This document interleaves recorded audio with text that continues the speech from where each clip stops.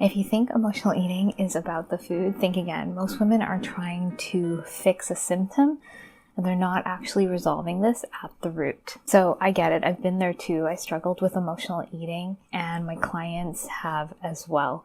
If you're new here, welcome. My name is Michelle. I'm a certified holistic nutritionist specializing in emotional eating. So let's dive in. So emotional eating, it can feel like it's a food problem because you see yourself feeling out of control with food.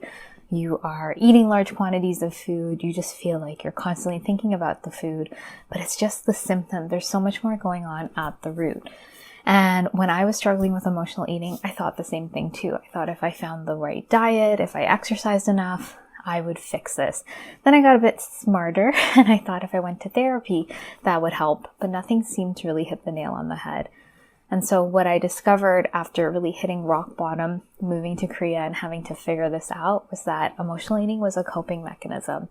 It was the way I dealt with a lot of unprocessed emotions and triggers that would come up. It was my way to meet these emotional needs. But my emotional eating would come on so quickly, I couldn't discern that. I couldn't figure it out in the moment. I had to really look at the pattern. And I see this time and time again with clients. When I'm looking at their triggers, looking at what's happening with their emotional eating, I can see it so clearly.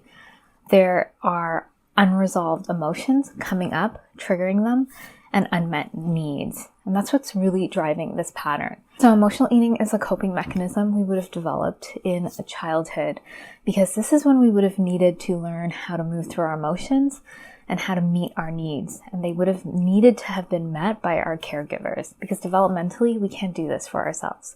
And so if we didn't have this modeling and this care at a young age, we had to cope instead of meet the need. And so we started using food to cope and to help us soothe and calm and numb out. It's a band-aid. It's not really getting to the root, but it's served us up until now. So I want to share a really clear example so you can see this. And one of those is my client, Kelly. She would get really triggered into her emotional eating when someone commented on her body. And this would happen at the holidays. It would happen during any time she would see her mother. And this would create a lot of internal shame. And she would just find herself emotionally eating. And she didn't know how to stop this. And so what was happening was that being around her mother, which was the original creator of this wound, she was triggered back into those old feelings of shame, unworthiness, and she didn't have a way to actually move through that. And so she relied on food, and so she would emotionally eat. And so it wasn't that Kelly lacked willpower, it was that willpower would not have worked in this situation. It wasn't until we started working with the root of this, we started doing the deeper work in her body, getting to the core wound that created this, started to resolve it somatically, meet her emotional needs in an embodied way.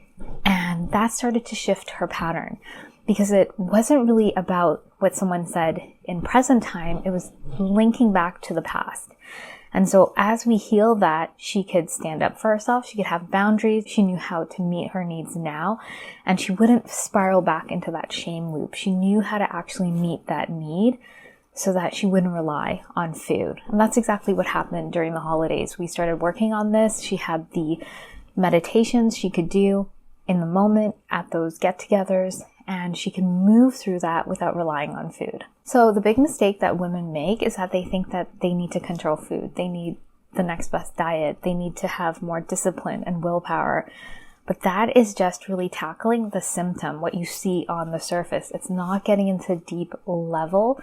It's not getting into the deeper layers that you actually need to address to shift this pattern. So the real work is really on the inside, meeting those unprocessed emotions, those unmet needs that food has been covering up.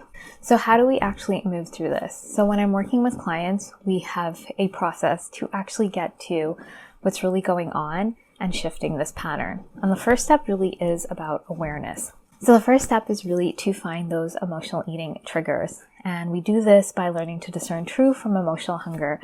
And that means that you have to learn to nourish your body so that you can really tell the difference with, are you actually hungry or are you emotionally triggered and going towards food? We use those triggers. Sometimes we have triggers around our body, like my client Kelly, but we're using those triggers to really start diving deeper. We use them in the somatic meditations inside of the emotional eating evolution program to really get to the root. We're doing this in a way where we're getting to the deeper layer, to the core of what's created this pattern in the body.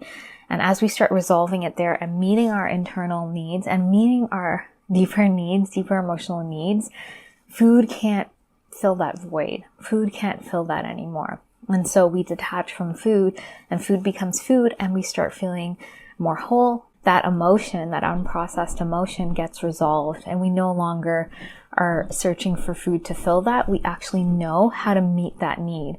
We're actually giving ourselves what we didn't get. So when you're using something like willpower, that's just hitting the tip of the iceberg. You're trying to control food. But if we go in deeper, it's not about that. We have to get to the root and use tools that are actually going to shift this pattern. So if you're ready to stop struggling with your emotional eating, the first step I recommend is to learn to discern true from emotional hunger. I have a free guide called What Are You Truly Hungry For? I'll put the link below. But this is really critical to start noticing your pattern. And if you want deeper support, you can also find out more about the Emotional Eating Evolution Program.